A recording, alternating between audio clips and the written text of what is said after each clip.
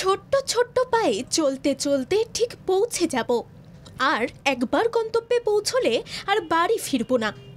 না না, এই দ্বিতীয় লাইন কোনো গানের অংশ না, এ তো আপনার মনের ভাবনা হতে চলেছে যখন আপনি এসে পৌঁছবেন চ্যামং চিয়াবাড়িতে।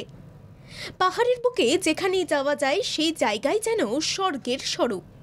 রাজ্যের মধ্যে পাহাড় বলতে নিঃসন্দেহে উত্তরবঙ্গ। পাহাড়ি পরিবেশ, শীতল হাওয়ায় গা ভাসানো, অজানা পাখি দেখার পাশাপাশি তাদের মধুর কলতানে আকৃষ্ট হয়ে হোমস্টের বাইরে বেরিয়ে এসে সেই সব অজানা পাখিদের গন্তব্য খুঁজে বের করা। আর কি চাই? জীবনে এই সব মাধুর্যের কথা আমরা কল্পনা করি বা কোনো গল্পের বইয়ে পড়ি। চোখের সামনে এই দৃশ্য দেখার ভাগ্য সবার থাকে না। তাই যদি পাহাড়ি গন্তব্যে গিয়ে একটু রিফ্রেশমেন্ট হতে মন চাই আপনার, তাহলে চলে আসতেই পারেন দার্জিলিংয়ের খুব কাছে অবস্থিত মিরিকের একদম গা ঘেঁষে এক অজানা ডেস্টিনেশন চ্যামং চিয়াবাড়িতে। মেঘে ঢাকা এই পাহাড়ি গন্তব্যের ঠিকানা অনেকেই জানেন না হয়তো। নিরিবিলি নির্জনতায় ঘেরা এই পাহাড়ি গ্রামের সৌন্দর্য ভাষায় প্রকাশ করা কঠিন। শিলিগুড়ি থেকে এই অজানা পাহাড়ি গ্রাম 89 কিলোমিটার দূরে অবস্থিত।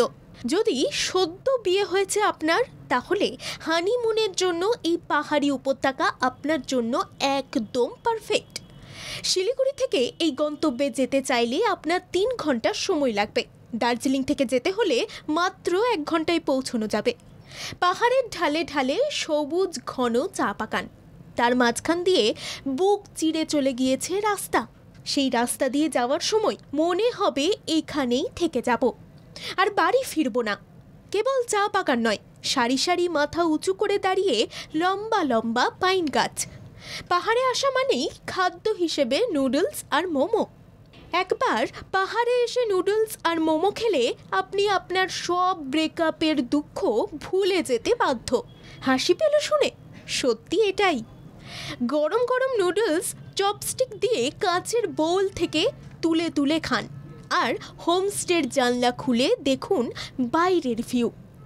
শুনতে শুনতে আপনার মনে হচ্ছে বলুন, কালই টিকিট কেটে পৌঁছে যেতে এই চ্যামং চিয়াবাড়িতে। এখানে থাকার জন্য পেয়ে যাবেন হোমস্টে। তাই দেরি না করে চটপট গুছিয়ে ফেলুন ব্যাগ আর ঘুরে আসুন উত্তরবঙ্গের কোলে আরও এক অজানা ঠিকানা থেকে।